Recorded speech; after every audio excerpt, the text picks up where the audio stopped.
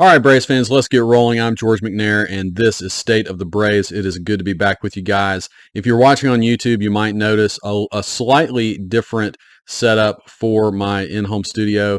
Behind me, I'm still in the same spot, but just a little different angle and a couple different things behind me. So if you are watching on YouTube, you can appreciate that. I hope you like the new look.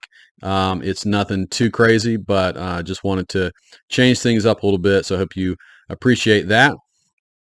And if you're listening, well, you can't see it, obviously. So, anyways, check me out on YouTube sometime and look at that. So, anyways, guys, the Rangers right now are leading the Diamondbacks 2-1 in the World Series. Of course, the Braves are obviously not playing in the World Series, so I don't want to spend too much time talking about things non-Braves related. But this is baseball. It is bittersweet, right, to watch. It has been an exciting and interesting World Series. I will admit I have not watched every inning. I've been in and out of it. Obviously interested in what's going on, but my heart's not in it, right? Because the Braves are not in it. But yeah, the Rangers do lead the series 2-1. Corey Seager has been honestly just continues to be a great October player. Adolis Garcia has also been really awesome for the Rangers, but he did go down with what looked to me, I'm no doctor, but it looked like maybe an oblique injury. And that tends to be something that you cannot play through. So could be a really devastating thing for the Rangers. Scherzer also came out of the game early as well. You know, he is constantly injured, it seems like. So we'll see how the Rangers deal with that if they can bounce back. And the Diamondbacks, even though they're down 2-1, they have been a resilient team all year. So we'll see. This thing could go, 6 or 7 games. We wouldn't shock anybody. But the Rangers, they could just hit their way to the series win. So whatever happens, it will be interesting. But unfortunately, it will not really affect the Braves that much. So guys, let's get into some Braves news. There's not much going on right now, but I did want to mention, you might have seen this come across the news wires the last couple of days. Ron Washington has made his interest known that he would like to be the next manager of the Houston Astros. Of course, you guys might know that Dusty Baker finally called a career in his mid-70s, and Ron Washington himself is 71. Ron has been an awesome, awesome coach for the Braves over the last several years, basically since Snitker really took the reins fully in Atlanta. We know that Wash adds a tremendous amount to the clubhouse, but also is an amazing infield coach and third base coach. It would be a big loss if Ron Washington were to leave the team. My wife and I have joked multiple times, and it's really not that much of a joke. We love a Ron Washington jersey. So I really hope he does not leave, but I can appreciate his desire to manage again. If you don't know, Ron Washington managed the Texas Rangers for about 7 years, took them to 2 World Series, came incredibly close to winning one of those, and hasn't really had an opportunity to manage again since then. So, you can appreciate his desire to manage once again. It would be a big loss for the Braves, like I said. But this is kind of interesting to just keep an eye on. The Braves coaching staff has remained incredibly intact since Brian Snitker has been the manager.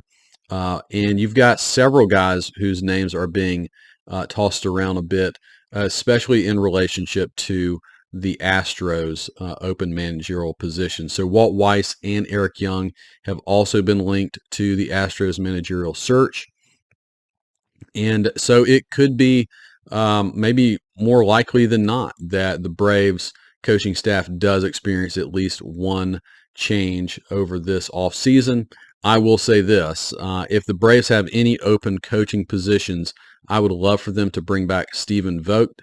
You guys know Stephen Vogt from the 2021 season, backup catcher.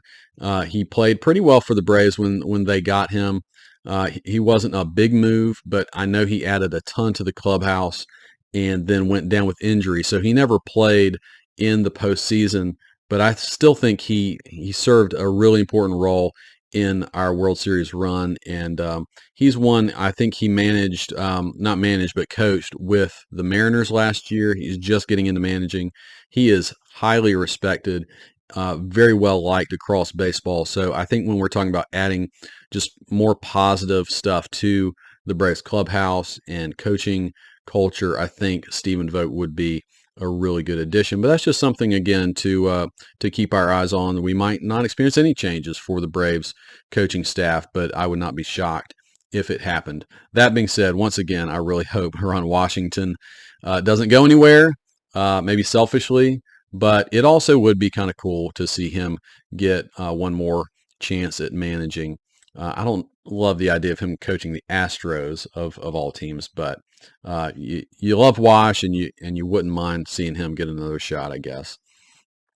All right, guys. Well, the main focus of this podcast episode is the Braves pitching staff, and specifically the starting pitching staff. So this is pretty clearly an area that the Braves are going to have to address, not only this offseason, but there's some long-term issues going on with the pitching staff as well. So I want to dive into all of that today.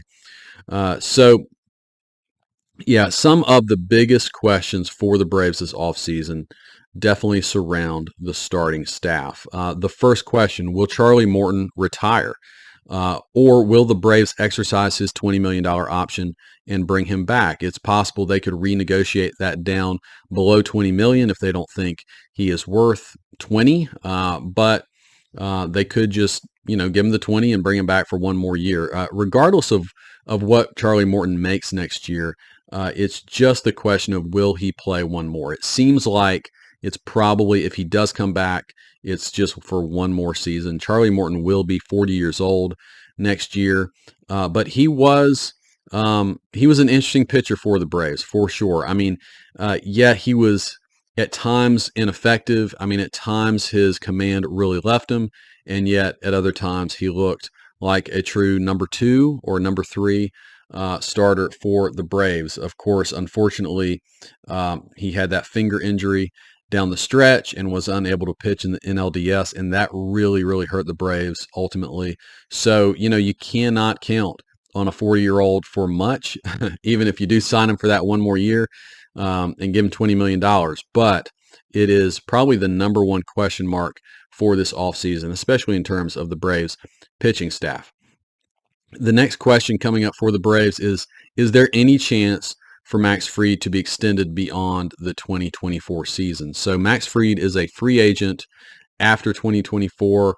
Of course, he is maybe right next to Spencer Strider, the ace of the Braves pitching staff. So just coming back for 2024 and then going into free agency, it might be, right? It might be a Freddie Freeman, Dansby Swanson situation all over again.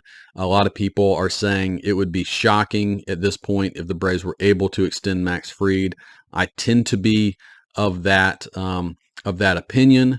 However, I think Max does kind of follow the beat of a different drum, and I could see him kind of surprising us too and wanting to stay in Atlanta. I don't think that's the most likely scenario, and so I think the Braves certainly, while I think they're definitely going to do their due diligence to try to get him to stay and extend him, I think it's likely that they are definitely making plans for life after Max Fried. All right, the other question for the starting staff, will the Braves add a number 2 level starter through trade or free agency in this offseason? Because even if Morton comes back, you're still obviously only getting Morton for one more year. You probably only have Max for one more year. And you have just lost, for certain, you have just lost Kyle Wright for the 2024 season, and certainly a question mark of what he will be like in 2025. So you have weaknesses surrounding the starting pitching staff, and it certainly was not the strength of the Braves in their roster last year. I mean, they tied a record for the number of starters who made at least one start for the big league club last year, and they did so while winning 104 games. So that's incredibly impressive on one end of it, but it's also pretty obviously a weakness that the Braves would love to address. And then my final big question for the pitching staff is, how much do the Braves believe in Bryce Elder, and what is his future in Atlanta? Because Bryce Elder, I think, is a pretty polarizing figure in the Braves starting rotation. He can be really good at times, and he can be really bad at times, and that volatility is difficult, right? And especially the question of how much can he contribute to a postseason staff. He certainly didn't contribute much in the NLDS. So, guys, I want to look at this starting staff in kind of two different ways. First, I want to focus in on the short-term reality of the Braves pitching staff, starting staff, and then I want to zoom out and look at the long-term reality beyond the upcoming season for the starting staff. Okay, so the short-term reality, let's start there for the 2024 season only. Okay, so even if Morton comes back, right, the last two postseasons have certainly proven that the Braves are really one quality starter short, even with Morton, right? They're one quality starter short. And you certainly can't count on a 40-year-old Charlie Morton to be there in the playoffs. So even if he does come back, just like this past season, any 40-year-old can have some nagging thing come up and suddenly he's not available. Will Morton get anywhere close to 200 innings? What is his arm like? What is his body like by the end of a long season going into another postseason? Can he provide quality innings in the postseason and hopefully a long postseason run? That's hard to imagine. I mean, maybe he can do it. Maybe he's got one more great run in him. But again, even with Morton there, I think it's kind of obvious that in the two postseasons we have experienced that having one more quality starter in the middle of the starting staff would have benefited the Braves a lot. Okay, so let's look at the potential starting staff for the Braves next year if no additions are made this offseason. So, of course, that staff is Max Fried, Spencer Strider, Charlie Morton, Bryce Elder, and then your fifth starter would be a cast of characters, right? Some of them are high-level prospects like A.J. Smith-Shawver and Hurston Waldrop. You have Mike Soroka still kind of hanging out. We're not sure what's going to happen with him. Schuster, Dodd, Vines, Winans, those are the guys that are not really particularly highly thought of, but can give you spot starts maybe at least. Okay, so let's dive into each of these. So Max Fried, of course, is the true ace of the staff right now, and especially when healthy, but he's coming off a largely lost season. I mean, Fried, between the elbow issues he had, the early hamstring issue, the finger issue for the postseason, which ended up not being too terrible, except just having to sit out so many games. That first, his start was not sharp at all, right? So all of these things are impacting Fried's. I mean, you can call him an ace, and he is, but we need him to be an ace when it matters the most. He was certainly that in 2021, so I don't want to talk down about Max Fried. When he is right and when he is healthy, he is a true ace that you want going in any big game. But he hasn't been that the last two seasons. That's just the reality of the situation. Okay, Spencer Strider, let's just pray that he stays healthy. We know that he, especially at his best, is one of the most dominant pitchers in baseball, tremendous strikeout pitcher. He's probably going to be a top 5 Cy Young guy this year. And so far, he has stayed healthy. He is a young pitcher, right? He just pitched through year number 2, but he does seem right now to be the Braves' most reliable option for every 5 days out there. All right, and then, of course, Charlie Morton going into his age 40 season. If he does come back, I'll just leave it at that. Bryce Elder, okay, he had such a roller coaster season, guys. It's really hard to evaluate him, right? Because he had a great first half to the point of being an all-star. His second half was really bad. So, yeah, at his best, he is an all-star. He's proven that. At his best, he is a really high-quality, mid-rotation starter. At his worst, he probably shouldn't be in a big league rotation. I mean, that's just the truth. And so that's a lot of volatility. And, who do the Braves view him as? How do the Braves view him? Do they really view him as that mid-rotation starter that they can rely on? It's hard to believe that, especially after, after the performance he put on in the NLDS. Now, that being said, there's a lot of reports out there that he was just totally gassed, right? That by the end, this was his first full season in the bigs. It was the most innings he's ever pitched. And so maybe, the late season stuff that we saw from Elder was him simply being tired. His arm was dead. Of course, that begs the question of why would Snicker send him out in an NLDS if the Braves really thought his arm was pretty much done. But that being said, maybe next season he'll build up more stamina and he'll be able to be more effective for longer, and into the playoffs. Maybe so, but I think even at his best, you do wonder if a pitcher like Elder can have sustained success in the postseason. He's a control guy that requires pinpoint command, and when it's off, he gets hurt. And in the postseason, you're going against the best offenses in baseball, typically. So there are certainly question marks, a lot of question marks that surround Bryce Elder. And then you have this cast of characters right below these top four guys, and especially if you're thinking about Smith Shawver and Hurston Waldrop, both of which I really like.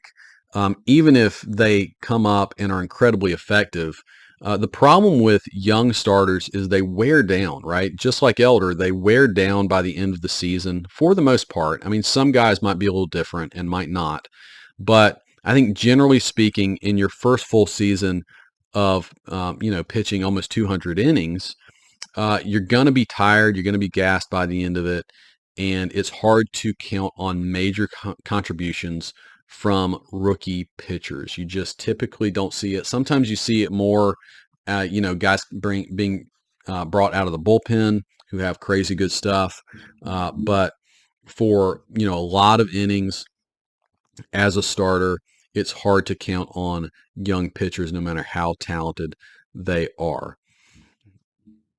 So it seems that the Braves need a starter who's going to be reliable, right? Who has a track record of being a healthy, reliable pitcher. As much as that exists for pitchers in baseball, you can never guarantee health, but a guy that you can mostly count on to go out every 5 days and be there.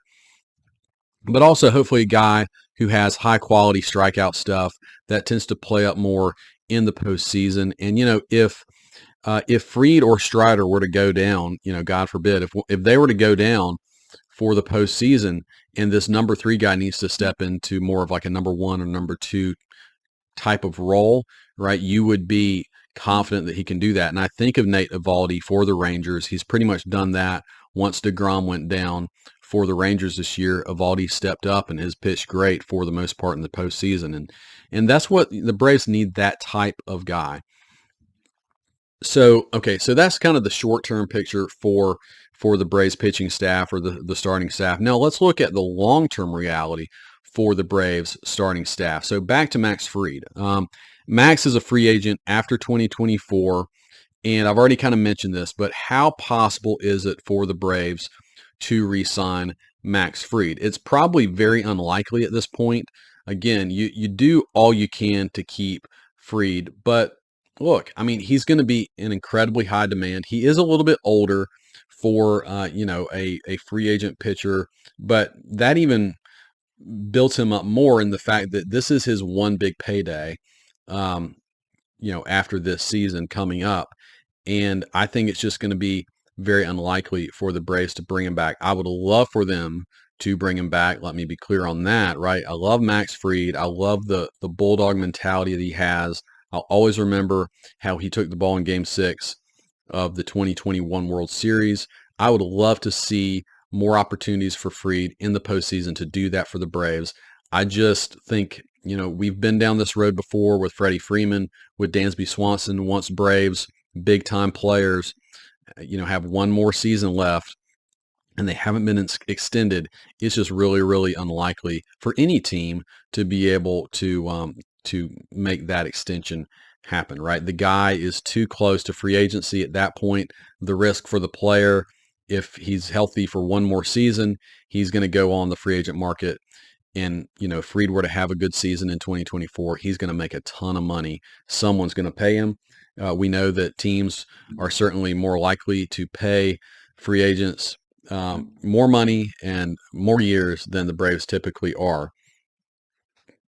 So, the Braves, they're banking on Fried having a really good 2024 season, but I think it's really unlikely for Fried to be back long term after 2024. Okay, Spencer Strider. Now he's not going anywhere until after the 2029 season. You'll recall the Braves signed him to a long extension, so that's really good news. Charlie Morton, I've already kind of been down this road. If he doesn't retire this offseason, he almost certainly will be done after 2024, so you can't count on him long term. Bryce Elder, now he is arbitration eligible through 2029, so on paper at least, he's going to be with the Braves for a long time. But of course, we know the question marks of what kind of pitcher is Bryce Elder. If he has some issues with his command like he did in the second half of last season, he's not going to pitch well enough to be in the Braves rotation for that long. And I'm going to, put out some question marks of could he even be on the trade market for certain teams, and I'm going to dive into that a little bit more in this episode. But anyways, on paper, the Braves have Bryce Elder through 2029. Two other guys who won't be in the rotation next year, but I at least want to mention Kyle Wright. He will return after his shoulder surgery in 2025, but he will be a free agent after the 2026 season. So, basically he misses next season, and the Braves will have him for 2 seasons after that before he becomes a free agent. So that's really tricky for the Braves. Even if he comes back healthy and has a great 2 years, it's going to be tricky for the Braves to extend him. And then basically the same thing exists for Ian Anderson. And, I'm not really counting on much from Ian Anderson, but I do wonder a lot. He's been forgotten, I think, a lot by Braves fans. And, if you go back and watch the great run the Braves had to win the World Series, Ian Anderson had a huge part in that. And I do wonder how much he was hindered by elbow issues that, just made him ineffective before he went down. So anyways, we might get a better version of Ian Anderson. That is to be seen, but he might return, at some point in 2025. I kind of, that's the timetable that is likely, coming off of that elbow injury, but he will also be a free agent after 2026. So Wright and Anderson, free agents after 2026. And of course, long term, when you're talking about the Braves pitching situation long term, of course, a lot of prospects fit into this. The Braves have a lot of young pitchers that are exciting. I've already mentioned Smith Shawver and Hurston Waldrop. I think they're 1A and 1B. And really, both of them could find themselves in the middle or at the top of the Braves rotation for many years to come. And Braves fans, that obviously is the best case scenario, that these prospects or other guys I haven't even mentioned, they come up and they become pitching stars for the Braves. That's how teams are able to continue for years and years and years, a lot of success. But they are prospects, right? And you can never really count on prospects to amount to anything. I mean, how many pitching prospects did the Braves go through? And really, Soroka goes down with injury even after it seems like he's a sure thing. And what do we have? We have Max Fried from all those pitching prospects during that era. So it's hard to count on guys like that, but you certainly are pulling for. But again, you can't guarantee it. So the reality is that the Braves could likely have a rotation of Strider, Elder, and just a lot of questions after 2024 if they don't start to address the issue now. And so that's everything I've kind of set up. Is hopefully it's very obvious that the Braves have a clear need for a starting pitcher and to deal with it this offseason and not wait until next offseason, because there's short-term issues already, right? And there's even more issues long-term that you'd want to deal with after the upcoming season. So I have a list of different pitchers to target. And, I have both both trade candidates and free agents. We're so early into the off season. I don't have a good gauge on all the pitchers that might be available, but I'm trying to read between the lines a little bit on who might be available and which pitchers I think are good fits for the Braves. And also remember, it's not just about effective pitchers, but also I'm trying to find pitchers who fit that. They're more strikeout pitchers, and they're going to play up a little bit more in the postseason. So, and again, remember, I also mentioned this is a guy who he might naturally fit in as your third starter behind Fried and Strider, but if they were to go down, they have the stuff, right? They have what it takes to pitch up in the postseason as even maybe like a number one or a number two quality starter. Okay, so my trade candidates. I want to start with those guys. These guys that I want reliability. I want guys who are veterans, at least have been around for a few seasons, and they have some strikeout stuff. All right, and I'm going to go from the bottom to the top. So I'll kind of build up to my number one guy in terms of trade targets for the Braves.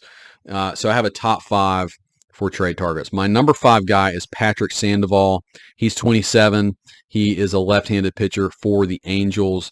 I'm not going to dive too deep into these guys and their WAR and their value and their ERA and that sort of thing. You guys can look it up if you want. But Patrick Sandoval, I actually got to see him pitch this year. I went to a couple Braves Angels games, and he pitched one of the games.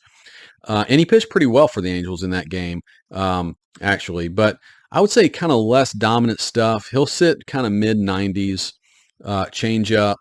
And I kind of think of him as like a lefty version of Elder, which might, depending on y'all's feelings about Elder, that might not be a really positive thing. That's why I have him a little lower. He can be effective. He's been kind of a mid-3 to low-4 ERA guy for most of his career. He's arbitration eligible through 2026, so he'll at least be around for a few more years. But again, he could give you a quality start, but he doesn't have the dominant stuff that would really excite me if the Braves added him. All right, my number 4 guy is Shane Bieber.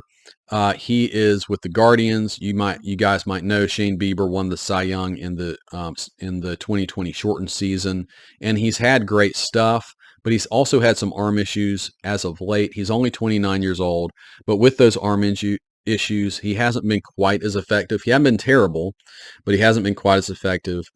And this is like shoulder. I think it's shoulder inflammation, maybe it's elbow, but anyway, some issues that have kind of put him on the shelf and off the shelf, kind of back and forth this past season. So again, he's only 28 now. He'll be 29 by the start of next season, and probably not the Cy Young guy of a couple years ago. He might be a good buy low candidate where he's not as expensive on the market right now. A lot of people think Cleveland will make him available because they're not likely. Cleveland just typically is not going to spend a lot to extend guys. That's just how they just don't do things that way typically. So, the biggest question for me with Shane Bieber is how dominant can his stuff be once again, and can he stay healthy for a playoff run, because he hasn't really proven that the last year or two, and that's what the Braves need. All right, my number 3 guy is Eduardo Rodriguez for the Tigers. You guys might remember this guy. The Dodgers tried to trade for him at the trade deadline, and he had a no trade clause, and he just basically stiff arm Heisman'd the Dodgers, said no thank you. A lot of people think it had to do with family and just not wanting to uproot his family, so you can appreciate that. But for whatever the reason, he is still in Detroit, and he could do that again with any other trade. So there's no guarantees on that. So obviously this is kind of an interesting guy to talk about. He does have a solid mix of pitches with a fastball and changeup. He's coming off of his best season. He had a 3.30 ERA this year. He's a career 4 ERA guy. and again 30. So he's not super young. He came up with Boston and had some good years, but he's been a little up and down throughout his career. He has 3 years and $49 million remaining on his contract. So, while that's not super cheap, actually for a solid left-handed starting pitcher, it's actually pretty reasonable. So, we'll keep an eye on him as well. All right, my number 2 guy is Corbin Burnes. So Burnes is the Brewers' star right-handed pitcher. He's been near the top of Cy Young voting for the last several seasons. If you are paying attention to baseball at all, you definitely know who Corbin Burnes is. 29 years old. He's arbitration eligible for only 1 more year. So the Braves, if they did trade for him, would only basically have 1 more year of Corbin Burnes. He has had the 3rd most WAR by a pitcher over the last 3 years. Okay, this guy is a star pitcher. He is definitely worth going out and getting. The question is, would Milwaukee be willing to trade him? In Milwaukee, they have really 3 great pitchers, but Brandon Woodruff is another one of them, and he is going to be injured for most of 2024. So a lot of people now think that might change whether the Brewers trade Burnes. But kind of like the Guardians, the Brewers tend to not extend most of their star players and try to get something out of them through trade. And you just wonder if they would be willing to let things ride with Burnes. He might be a guy that maybe, if they're not in the playoff hunt at the trade deadline, he becomes available. But it's hard to imagine the Braves would be able to get him at that point because there would be, I'm sure, so many suitors. I mean, there's going to be suitors for Corbin Burnes no matter what, and it's going to be an expensive buy if you went out and got him. All right, so my number 1 guy for the Braves to target in trade is Dylan Cease. Cease is 27 years old, right-handed pitcher with the White Sox, another star pitcher. I mean, this guy, he didn't have the greatest year last year, but the White Sox were just such a weird team, and I have to believe that has to impact some player performance, right? He's arbitration eligible through 2025, so you'd be getting 2 years of Dylan Cease. That will make him more expensive, actually, than Corbin Burnes in any trade. He had a 10.9 strikeout rate, or K per 9 rate, but his hits were way up last year, and that's what kind of caused him to have a down year. He's always had a higher walk rate, but his hits per 9 have always been low, and they were up last year. So he's 2 years removed from having a dominant season in which he finished 2nd in Cy Young voting. He's kind of known as being the other mustache guy, so you could put him and Strider together as the mustache brothers and just let them go. They're very similar in some ways, right? The mustaches and the strikeouts. So in summary, Dylan Cease, Corbin Burnes, Eduardo Rodriguez would be my top 3 trade targets, with Shane Bieber and Patrick Sandoval being 4 and 5. I mean, guys, there are some guys I'm not mentioning because I don't think they're actually very realistically going to be available for a trade. You can think of like a Tyler Glasnow for Tampa Bay, that sort of thing. You might hear some other names thrown around, but these are guys that I think are legitimate for the Braves to go out and get that would be on some level pretty good fits for the Braves. All right, now I want to go through some free agents that are available. There's actually quite a few pitchers that are available this offseason. All right, so again, I'm going to go in reverse order for the free agents as well, and I have 7 guys for available free agents that I think the Braves should at least consider targeting. So my number 7 guy is Jack Flaherty. He's only 28 years old. This guy came up a really highly touted prospect with the Cardinals, had a couple of really good years. He has a very live arm, but he's just absolutely struggled for the last several seasons, and has had some arm issues, I think, as well. So that might be part of it. He was traded to the Orioles at the deadline, and things did not go well in Baltimore. So he's definitely a buy low candidate where you would just be hoping for a turnaround. Maybe somebody who, just put him on a 1-year prove-it contract. He does have great raw stuff, but just was not good last year, more than 1 hit per 9 innings. So he has good stuff, and yet he wasn't dominant, to say the least, last year. Another buy low guy who's my number 6 target would be Lucas Giolito. He's 29.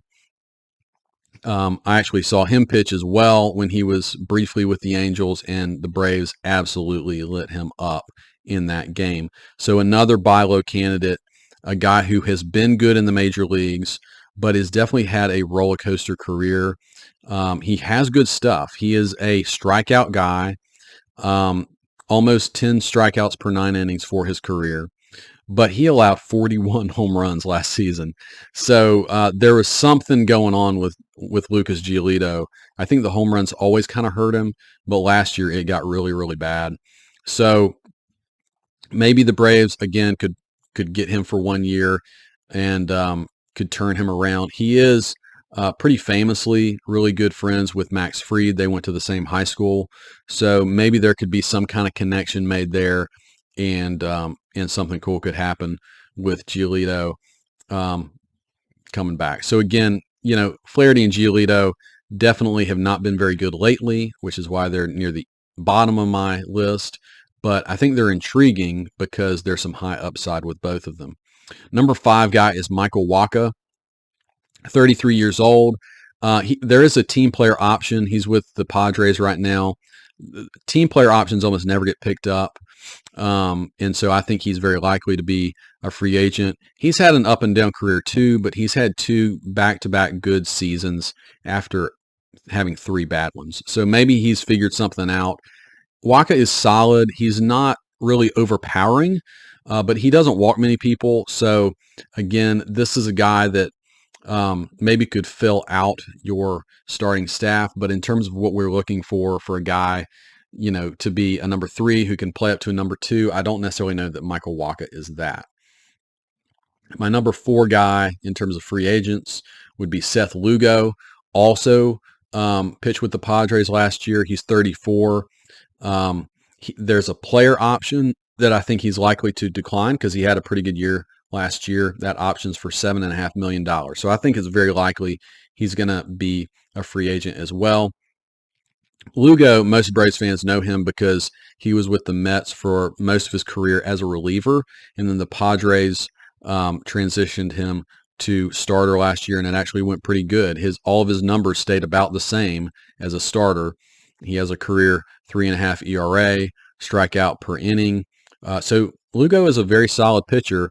He's 34 years old, and so he's kind of a unique target if the Braves were to go after him because of his age, right? Maybe you could get Lugo on a 2-year deal, which the Braves might like, right? It's not big money for a lot of years, and I think that is potentially something they would like.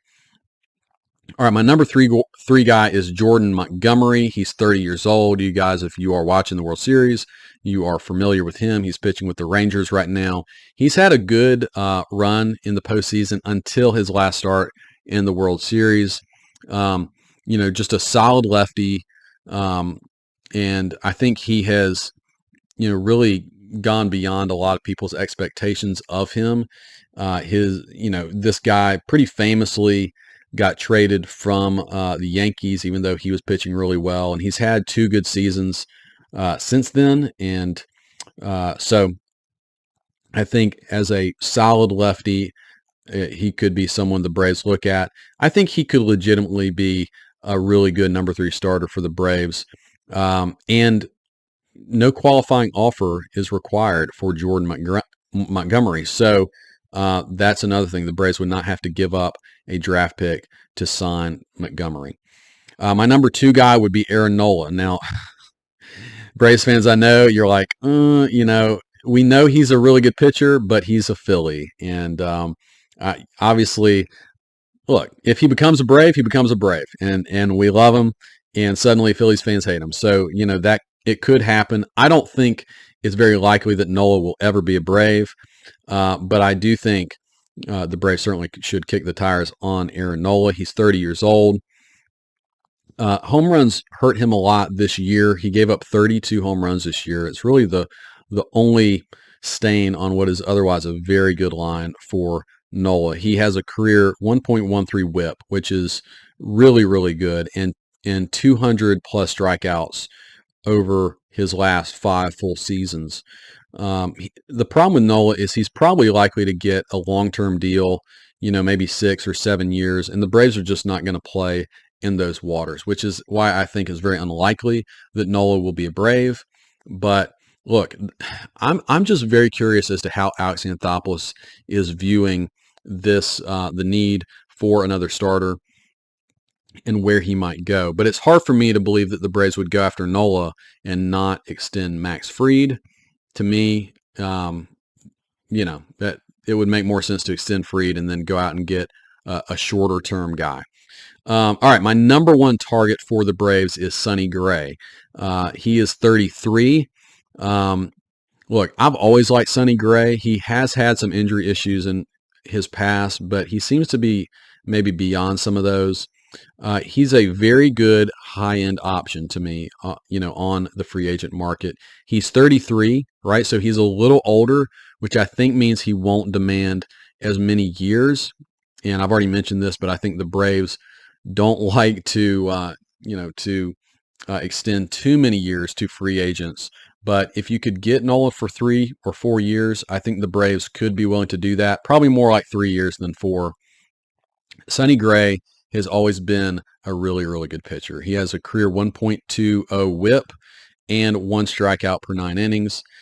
He's also from the Nashville area, which makes me think as he's getting a little older, I wonder, being closer to home, it might draw him a little bit more, right? And if he's willing to take a 3-year deal and play for a team that he knows will be very good playing in the postseason during the back end of his career, I think that could be very attractive to him. So I think Sonny Gray actually makes a ton of sense for the Braves and their clear needs for a starter. I think he really fits exactly what I've described as perfectly as any guy on this list.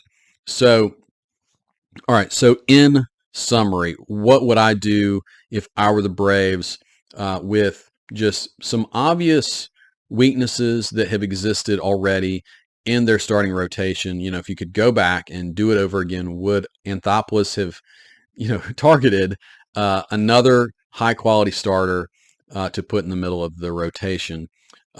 Yeah, I think he would. And so I really think this is something that is likely to happen, even though he doesn't tend to like to dip his toes into the free agent market.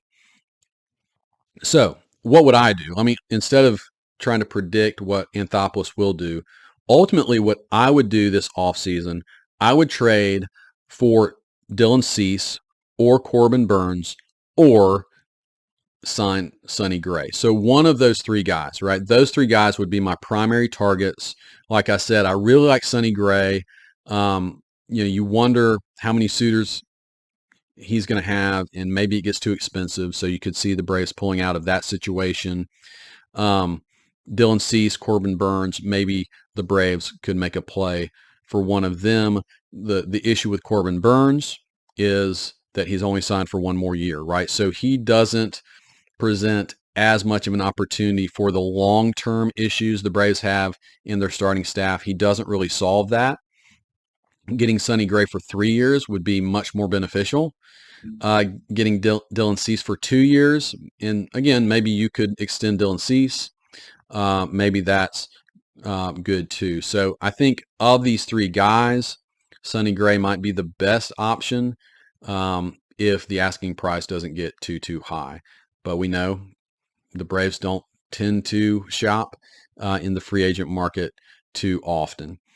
So one of those 3 guys. And then I would also actually go after either Lugo or Giolito on the free agent market as well. So either of those guys probably won't be crazy expensive.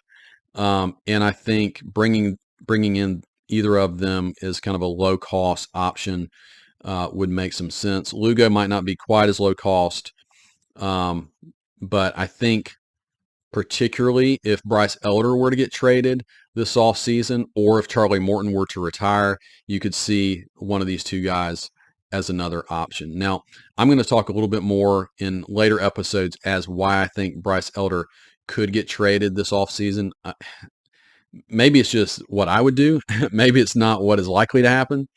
But as I see some of these, trade candidates, as I mentioned, well, who are you going to trade? And I do think Bryce Elder has a lot of trade value to teams. He is still coming off of a season in which he was an all-star and pitched to a 3.8 ERA, which is solid. A lot of teams would love to have that. And he is under contract for like 7 more seasons. So there's a lot of value to that. And so if the Braves were to go after a Corbin Burns or somebody like that, maybe Elder goes back. And, then the Braves would still have to fill another spot in the starting staff, right? It would still create that issue. But I think that there's at least a potential for that to happen. I really just don't know. I don't have a good read on how the Braves view Bryce Elder long term. And I think a lot of what happens in this offseason will tell us that. All right, guys. Well, that's it for this episode of State of the Braves. I really appreciate you tuning in, and I'll talk to you soon.